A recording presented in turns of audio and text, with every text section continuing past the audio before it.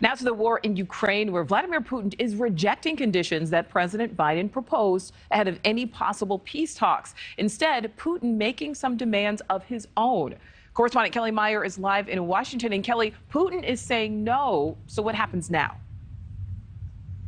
Well, the Kremlin is expecting the U.S. and allies to give in to their demands, which isn't going to happen. And President Biden is now testing the waters with Russia, leaving the door open to discussions. This is as Moscow continues to suffer major losses on the battlefield, now over 9 months into the war.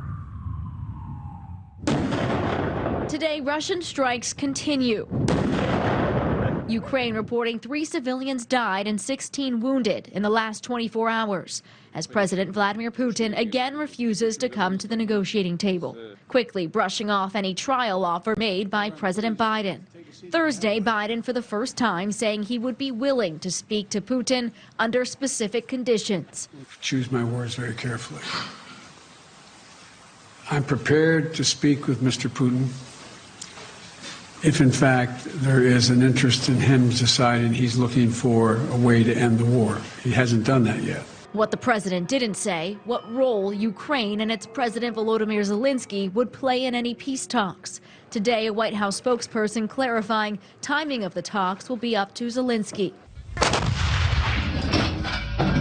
The war now in its 9th month, Ukraine setting the country's losses on the battlefield at 13,000 since Russia invaded in February. Last month, America's top general estimated that Russia's military had seen more than 100,000 of its soldiers killed or wounded. A former House Intelligence Committee chairman telling NewsNation today, now is the time for the U.S. to step in. The United States can play an honest broker here and go in and say, listen, you're going to have to give up something, Vladimir Putin, matter of fact, most of it. And then we can talk about long-term planning for the other pieces of it. Today, Germany's leader urging Putin over the phone that a diplomatic solution be reached as quickly as possible. That includes the removal of Russian troops.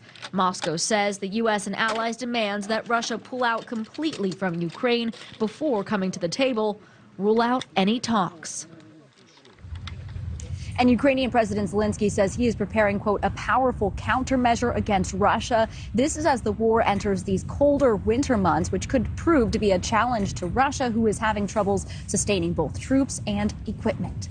Nicole? All right, Kelly, thank you for that. Thank you for watching. Go to newsnationnow.com to find NewsNation on your television provider. And don't forget to click the red subscribe button below to get more of NewsNation's fact-driven, unbiased coverage.